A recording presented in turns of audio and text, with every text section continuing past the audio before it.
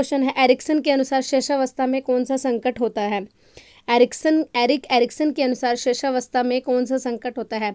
Generativity versus stagnation, trust versus mistrust, identity versus confusion और autonomy versus shame. तो यहाँ पर क्वेश्चन पूछा गया आपसे कि एरिक्सन के अनुसार शैशवावस्था में कौन सा संकट होता है? शैशवावस्था में ट्रस्ट वर्सेस मिस्ट्रेस, यानी ट्रस्ट वर्सेस मिस्ट्रेस जो है शैशवावस्था में संकट होता है। तो फर्स्ट का राइट आंसर जो है ट्रस्ट वर्सेस मिस्ट्रेस आ जाएगा। चलिए इसका राइट आंसर चेक करते हैं। इस ऑप्शन 2 इज करेक्ट। एरिक्सन के अनुसार शैशवावस्था में जो है ट्रस्ट वर्सेस मिस्ट्रेस जो है वो संकट होता है। तो नेक्स्ट क्वेश्चन नंबर 2 पर चलते हैं। एरिक्सन ने कहा है ऑटोनॉमी वर्सेस शेम जो है किस उम्र का संघर्ष होता है? Autonomy versus shame and doubt जो है वो किस उम्र का जो है संघर्ष होता है? एडल्टहुड का होता है, इन्फेंसी का होता है, टोडलरहुड का होता है या एडोलेसेंस का होता है? तो क्वेश्चन नंबर 2 का राइट आंसर ऑप्शन 3 यानी टोडलरहुड का आ जाएगा टिक हमारा राइट आंसर। तो इसका राइट आंसर चेक करते हैं। ये ऑप्शन 3 इज करेक्ट। एरिक्सन ने कहा है ऑटोनॉमी वर्सेस शेम जो है वो टोडलरहुड जो है संघर्ष का होता है। तो 2 का राइट आंसर ऑप्शन 3 करेक्ट आ जाएगा। नेक्स्ट क्वेश्चन नंबर 3 पर चलते हैं। एरिक्सन के अनुसार इनिशिएटिव वर्सेस गिल्ट किस उम्र में होता है? एरिक्सन के अनुसार इनिशिएटिव वर्सेस गिल्ट है जो वो किस उम्र में होता है? एडोलेसेंस में होता है, एडल्टहुड में होता है, अर्ली चाइल्डहुड में होता है या इन्फेंसी में होता है? तो इनिशिएटिव वर्सेस गिल्ट है जो ऑप्शन 3 का right answer option 3 early childhood में होता है। इनिशिएटिव वर्सेस गिल्ट है जो है ऑप्शन 3 का राइट आंसर ऑप्शन 3 करेक्ट आ जाएगा। चलिए इसका right answer yes option 3 is correct. Initiative versus guilt जो है वो अर्ली चाइल्डहुड में होता है। ऑप्शन 3 का राइट आंसर जो ऑप्शन 3 करेक्ट यानी अर्ली चाइल्डहुड आ जाएगा। नेक्स्ट क्वेश्चन नंबर 4 पर चलते हैं। एरिक्सन ने कहा इंडस्ट्री वर्सेस इन्फ्रारिटी जो है किस उम्र में होता है? इंडस्ट्री वर्सेस इन्फ्रारिटी जो है वो किस उम्र में होता है? एडल्टहुड में होता है, इन्फेंसी में होता है, टोडलर में होता है या स्कूल एज में होता है? तो एरिक्सन के अनुसार जो है वो इंडस्ट्री वर्सेस इन्फ्रारिटी जो है स्कूल एज में होता है। तो ऑप्शन 4 क्वेश्चन 4 का राइट आंसर ऑप्शन 4 आ जाएगा। चलिए इसका right answer yes option 4 is correct. Erikson ने कहा इंडस्ट्री वर्सेस इन्फ्रारिटी जो है वो स्कूल एज में होता है। तो 4th का राइट आंसर जो है ऑप्शन 4 करेक्ट यानी स्कूल एज आ जाएगा। नेक्स्ट क्वेश्चन नंबर 5 पर चलते हैं। एरिक्सन ने कहा इंटीमेसीज वर्सेस आइसोलेशन जो है किस उम्र का संघर्ष है? एरिक्सन के अनुसार इंटीमेसीज वर्सेस आइसोलेशन जो है वो किस उम्र का संघर्ष है? एडोलेसेंस का है, इन्फेंसी का है, मिडिल एडल्टहुड का है या यंग एडल्टहुड का है? तो 5th का राइट आंसर हमारे पास ऑप्शन 4 यंग एडल्टहुड का आ जाएगा।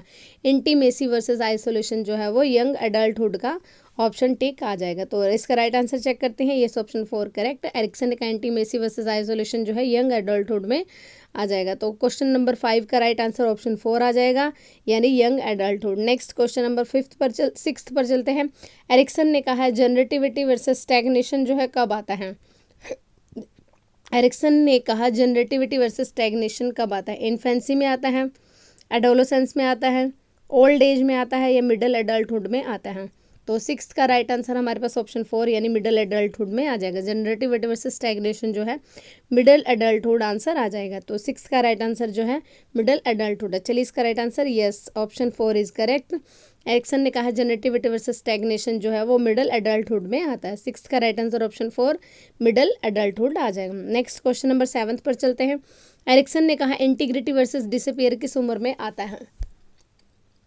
एरिक्सन के अनुसार इंटीग्रेटेड वर्सेस डिसअपीयर किस उम्र का संघर्ष होता है? यंग एडल्टहुड का होता है, ओल्ड एज का है, टोडलरहुड का है या एडोलेसेंस का है? तो 7th का राइट आंसर ऑप्शन 2 यानी ओल्ड एज का आ जाएगा। इंटीग्रिटी वर्सेस डिसअपीयर जो है वो ओल्ड एज का संघर्ष होता है। 7th का राइट आंसर जो है ऑप्शन 2 करेक्ट आ जाएगा। चलिए इसका राइट आंसर चेक करते हैं। Yes option 2 is correct. Erikson ने कहा है इंटीग्रिटी वर्सेस डिसअपीयर जो है वो ओल्ड एज का संघर्ष है। तो 7th का राइट आंसर ऑप्शन 2 करेक्ट आ जाएगा यानी ओल्ड एज आ जाएगा। नेक्स्ट क्वेश्चन नंबर 8 पर चलते हैं। एरिक्सन ने कहा है रोल कन्फ्यूजन जो है किस डेवलपमेंट स्टेज में होता है? एरिक्सन ने कहा रोल कन्फ्यूजन जो है किस डेवलपमेंट स्टेज में होता है? ओल्ड एज में होता है, एडोलेसेंस में होता है, इन्फेंसी में होता है या चाइल्डहुड में होता है? तो 8th का right answer option 2 adolescence right आ जाएगा। तो role confusion identity versus role confusion जो है वो हमारे पास एडोलेसेंस में होता है। 18 जो है इसकी एज आ जाएगी एडोलेसेंस की। तो 16 से 18 साल एरिक्सन ने कहा रोल कन्फ्यूजन जो है वो एडोलेसेंस का डेवलपमेंट स्टेज होता है। तो 8th का राइट आंसर ऑप्शन 2 करेक्ट आ जाएगा। चलिए इसका राइट आंसर चेक करते हैं। Yes, option 2 is correct. Erikson ने कहा है कि रोल कन्फ्यूजन जो है एडोलेसेंस में डेवलपमेंट स्टेज में आता है। तो 8th का राइट आंसर ऑप्शन 2 करेक्ट आ जाएगा, यानी एडोलेसेंस आ जाएगा। नेक्स्ट क्वेश्चन नंबर 9 पर चलते हैं। एरिक्सन ने कहा प्ले एज का संघर्ष क्या है। एरिक्सन ने कहा प्ले एज का संघर्ष क्या है। Intimacies versus isolation, generativity versus stagnation, initiative versus guilt, trust versus mistrust. तो 9th का राइट आंसर जो है वो इनिशिएटिव वर्सेस गिल्ट आ जाएगा। प्ले एज का जो संघर्ष है वो इनिशिएटिव वर्सेस गिल्ट आ जाएगा। तो इसका राइट आंसर चेक करते हैं। Yes, option 3 is correct. Play age का जो संघर्ष है इनिशिएटिव वर्सेस गिल्ट आ जाएगा। तो 9th का राइट आंसर प्ले एज का जो है इनिशिएटिव वर्सेस गिल्ट आ जाएगा, ऑप्शन 2 करेक्ट आ जाएगा। तो नेक्स्ट क्वेश्चन नंबर 10 पर चलते हैं। सिगमंड फ्राइड के अनुसार पर्सनैलिटी कितने भागों में बनी होती है। इड, ईगो, सुपर ईगो में, इड ओनली में, ईगो ओनली में, या इड ईगो में, इड और ईगो में। तो 10th का राइट आंसर सिगमंड फ्राइड का पर्सनैलिटी जो है कितने भागों में बनी है, 3 भागों में बनती है, इड, ईगो और सुपर ईगो में बनी हुई। तो 10th का राइट आंसर जो है ऑप्शन 1 करेक्ट आ जाएगा। चलिए इसका राइट आंसर चेक करते हैं। Yes, option 1 is correct. Fried के अनुसार जो पर्सनैलिटी है वो इड, ईगो, सुपर ईगो में भागों से बनी होती है। तो 10th का राइट आंसर ऑप्शन 1 करेक्ट, यानी इड, ईगो, सुपर ईगो आ जाएगा। नेक्स्ट क्वेश्चन नंबर 11 पर चलते हैं। सिगमंड फ्राइड ने कहा है इड जो है किस प्रिंसिपल पर काम करता है। इड किस प्रिंसिपल पर काम करता है, मोरालिटी पर, प्लेजर पर, डिसिप्लिन पर, या रियलिटी पर। तो 11th का राइट आंसर हमारे पास ऑप्शन 2 प्लेजर पर होता है। सिगमंड फ्राइड ने जो इड प्रिंसिपल जो है वो प्लेजर पर कार्य करता है। 11th का राइट आंसर ऑप्शन 2 करेक्ट आ जाएगा। चलिए इसका राइट आंसर चेक करते हैं। Yes, option 2 is correct. Fried ने कहा है इड जो प्रिंसिपल है वो प्लेजर पर काम करता है। तो 11th का राइट आंसर ऑप्शन 2 करेक्ट आ जाएगा। चलिए क्वेश्चन नंबर 12 पर चलते हैं। फ्राइड ने कहा है ईगो किस प्रिंसिपल पर आधारित है। सिगमंड फ्राइड ने कहा है जो ईगो किस प्रिंसिपल पर आधारित है, रिवार्ड पर है, रियलिटी पर है, प्लेजर पर है, या मोरालिटी पर है। तो 12th का राइट आंसर हमारे पास ऑप्शन 2 रियलिटी पर आ जाएगा। तो 12th का राइट आंसर है रियलिटी। तो सिगमंड फ्राइड ने ईगो जो है वो रियलिटी प्रिंसिपल पर आधारित है। तो 12th का राइट आंसर हमारे पास ऑप्शन 2 करेक्ट आ जाएगा। चलिए इसका राइट आंसर चेक करते हैं। Yes, option 2 is correct. Fried ने जो ईगो प्रिंसिपल है वो रियलिटी पर आधारित है। 12th का राइट आंसर जो है ऑप्शन 2 करेक्ट आ जाएगा। नेक्स्ट क्वेश्चन नंबर 13 पर चलते हैं। सिगमंड फ्राइड ने कहा है सुपर ईगो का किसका प्रतिनिधित्व करता है। सिगमंड फ्राइड के अनुसार सुपर ईगो जो है वो किसका प्रतिनिधित्व करता है, इंस्टिंक्ट्स का, मोरालिटी का, रिवार्ड का, या रियलिटी का। तो 13 का राइट आंसर ऑप्शन 2 मोरालिटी का प्रतिनिधित्व करता है। देखिए इड जो है वो आपको पता है वो इड हमारे पास जो है वो प्लेजर के लिए करता है, और ईगो जो है वो आपको पता है वो हमने अभी बताया था रियलिटी का है, और सुपर ईगो है जो है मोरालिटी का प्रतिनिधित्व करता है। तो 13 का राइट आंसर ऑप्शन 2 करेक्ट आ जाएगा। चलिए इसका राइट आंसर चेक करते हैं। ये option 2 is correct. Sigmund Freud ने सुपर ईगो जो है वो मोरालिटी का प्रतिनिधित्व करता है। 13 का राइट आंसर जो है ऑप्शन 2 करेक्ट आ जाएगा। नेक्स्ट क्वेश्चन नंबर 14 पर चलते हैं। फ्राइड के अनुसार ओरल स्टेज का प्रमुख कार्य क्या है। ओरल स्टेज, देखिए सिगमंड फ्राइड ने जो है साइकोसेक्सुअल थ्योरी का जो है उसने सिद्धांत दिया था। साइको एनालिटिक थ्योरी जो है सिगमंड फ्राइड द्वारा दी गई है, और psycho analytic theory Sigmund Freud द्वारा दी गई है। इसने ओरल, एनल, लेटेंसी और फैलिक स्टेज और जेनिटल स्टेज के बारे में बताया गया है। इसने इड, ईगो, सुपर ईगो जो है पर्सनैलिटी के 3 भाग बताए हैं। तो यहाँ पर ओरल स्टेज का प्रमुख कार्य क्या है ये पूछा है। टॉयलेट ट्रेनिंग है, प्ले है, एब्स्ट्रैक्ट थिंकिंग है, या फीडिंग है। तो 14 का राइट आंसर हमारे पास ऑप्शन 4 यानी फीडिंग आ जाएगा। ओरल स्टेज जो है इसमें बच्चा जो है छोटा बच्चा इसमें ओरल स्टेज में सिर्फ फीडिंग का कार्य करता है। तो सकिंग है और ये फीडिंग है, ये सब इसमें ओरल स्टेज में आ जाएंगे, इसके प्रमुख कार्य होते हैं। तो 14 का राइट आंसर ऑप्शन 4 करेक्ट आ जाएगा, यानी फीडिंग है। चलिए इसका राइट आंसर चेक करते हैं। Yes, option 4 is correct. Sigmund Freud के अनुसार ओरल स्टेज है जो वो फीडिंग का आ जाएगा। नेक्स्ट क्वेश्चन नंबर 15 पर चलते हैं। सिगमंड फ्राइड ने कहा एनल स्टेज में बच्चा क्या सीखता है।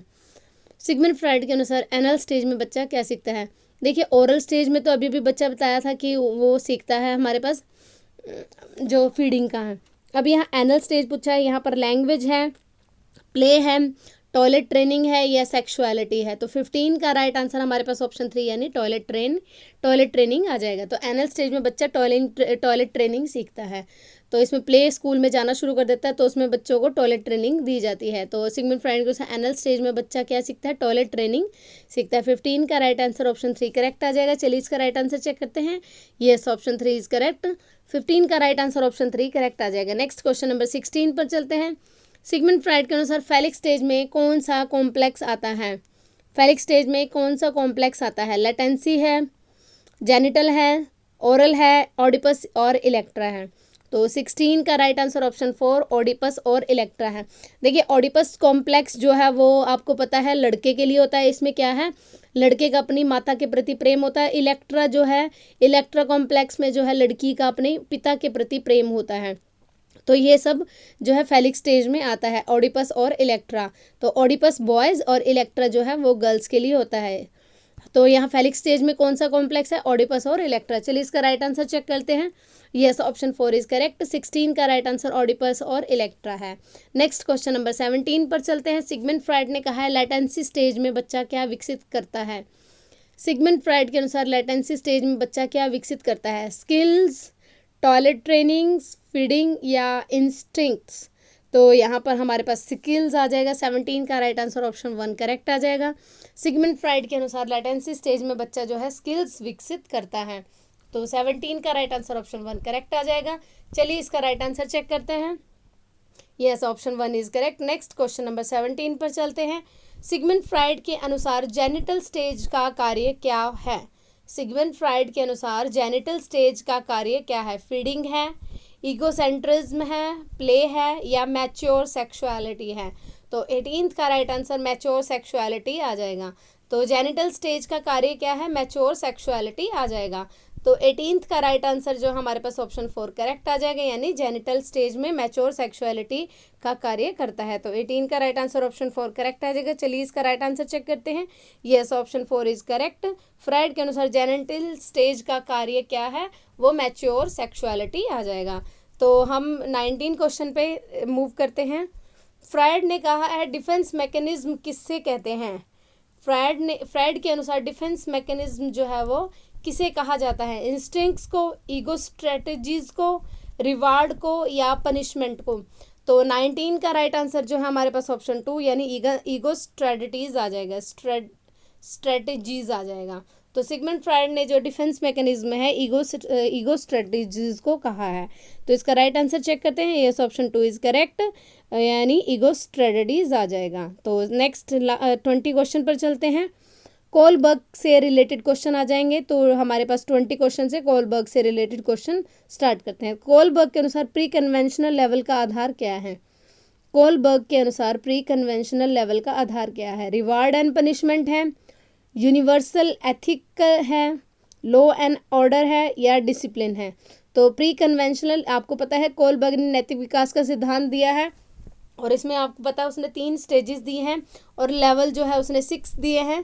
तो प्री कन्वेंशनल, कन्वेंशनल और पोस्ट कन्वेंशनल स्टेज उसने दी है। तो यहाँ प्री कन्वेंशनल लेवल के बारे में पूछा है कि इसका आधार क्या है।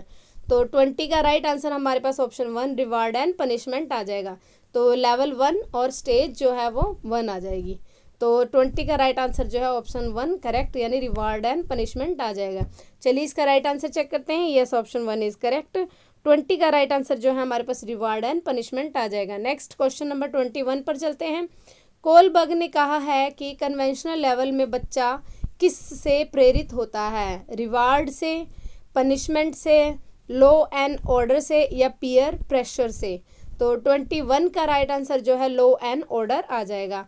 तो कन्वेंशनल लेवल जो पूछा गया है इसमें कि 21 का राइट आंसर ऑप्शन 3 करेक्ट आ जाएगा कि कन्वेंशनल लेवल में बच्चा किससे प्रेरित होता है? लॉ एंड ऑर्डर से प्रेरित होता है। तो 21 का राइट आंसर हमारे पास लॉ एंड ऑर्डर आ जाएगा। चलिए इसका right answer yes, option 3 is correct. Kohlberg के अनुसार कन्वेंशनल लेवल में बच्चा जो है वो लॉ एंड ऑर्डर से प्रभावित होता है।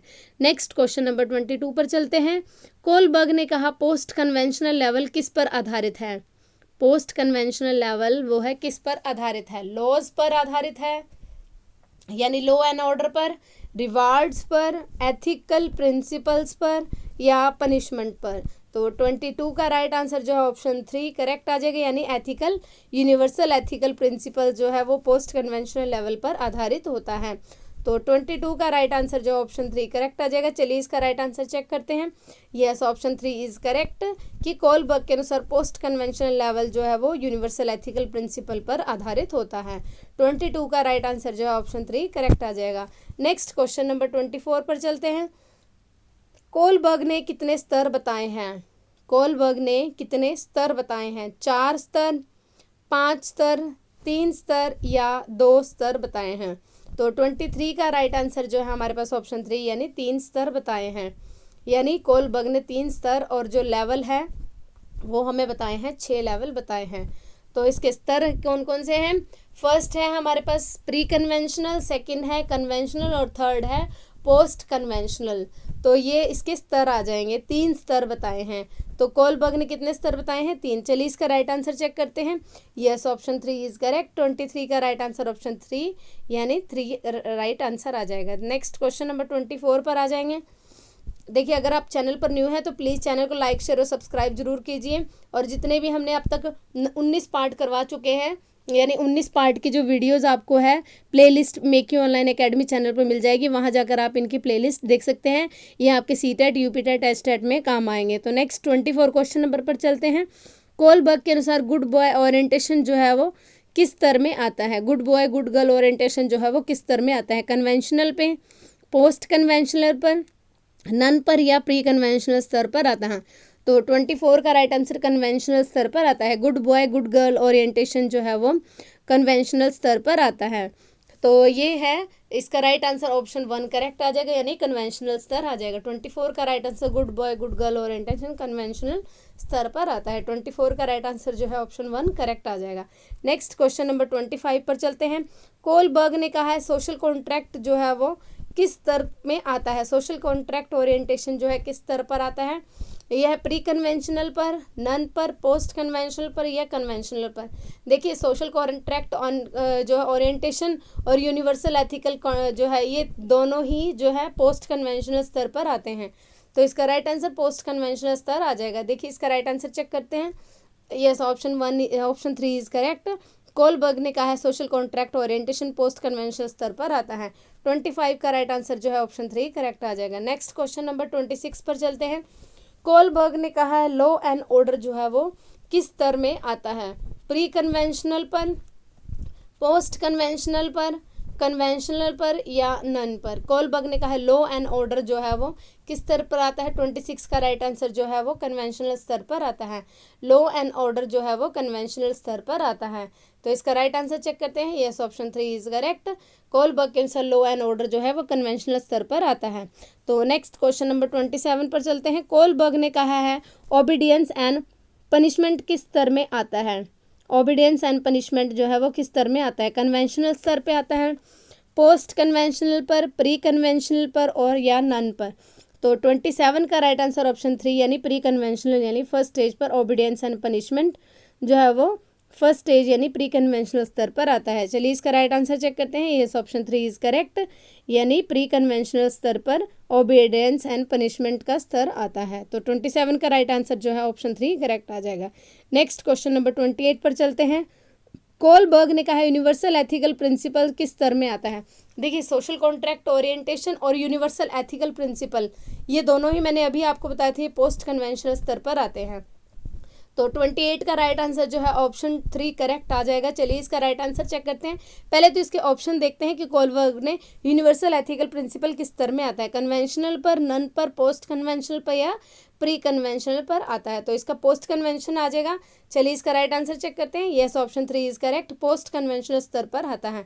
28 का राइट आंसर जो है हमारे पास ऑप्शन 3 करेक्ट आ जाएगा। नेक्स्ट क्वेश्चन नंबर 29 पर चलते हैं। कोलबर्ग के अनुसार बच्चा मोरल रीजनिंग किससे विकसित करता है? कोलबर्ग के अनुसार बच्चा मोरल रीजनिंग जो है वो किससे विकसित करता है?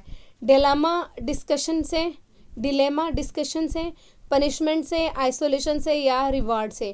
तो 29 का right answer option 1 dilemma discussion से जो है बच्चा विकसित करता है मोरल रीजनिंग को। तो 29 का राइट आंसर जो है ऑप्शन 1 करेक्ट आ जाएगा। चलिए इसका राइट आंसर चेक करते हैं। Yes, option 1 is correct. Kohlberg के अनुसार बच्चा मोरल रीजनिंग जो है वो डिलेमा डिस्कशन से विकसित करता है। तो आज का हमारा लास्ट 30 क्वेश्चन जो है, इससे पहले कि मैं लास्ट 30 क्वेश्चन बोलूँ, प्लीज़ चैनल को लाइक शेयर और सब्सक्राइब जरूर कीजिए और एक प्लीज़ प्यारा सा कमेंट जरूर कीजिएगा जिससे हमें मोटिवेशन मिल सके और ऐसे ही और वीडियोज़ हम आपके लिए लेके आते रहे। तो आज का लास्ट 30 क्वेश्चन हम आपके साथ डिस्कस करने जा रहे हैं। ब्रॉनफ्रेंड के अनुसार माइक्रो सिस्टम का उदाहरण क्या है? मीडिया है, फैमिली है, गवर्नमेंट है या कल्चरल है? देखिए, ब्रॉनफ्रेंड ने माइक्रो सिस्टम का जो उदाहरण है वो फैमिली को कहा है, क्योंकि ये सबसे पहला स्तर होता है माइक्रो सिस्टम। तो यहाँ माइक्रो सिस्टम जो है वो फैमिली को बताया है। तो इसका राइट आंसर चेक करते हैं। यस, ऑप्शन 1 इज करेक्ट, यानी फैमिली आ जाएगा। ब्रॉनफ्रेंड के अनुसार माइक्रो सिस्टम जो है वो फैमिली का उदाहरण है। तो 30 का लास्ट क्वेश्चन जो है इसका राइट आंसर फैमिली आ जाएगा। तो आज के हमारे जो 30 क्वेश्चन कंप्लीट हो चुके हैं। अगर आपने हमारे पिछले वीडियोस देखनी है तो इसकी जो चैनल की प्लेलिस्ट आपको make you online academy channel पर मिल जाएगी। तो प्लीज़ चैनल को लाइक शेयर और सब्सक्राइब जरूर कीजिए और एक प्यारा सा कमेंट जरूर कीजिए ताकि हमें भी मोटिवेशन मिल सके। So thank you so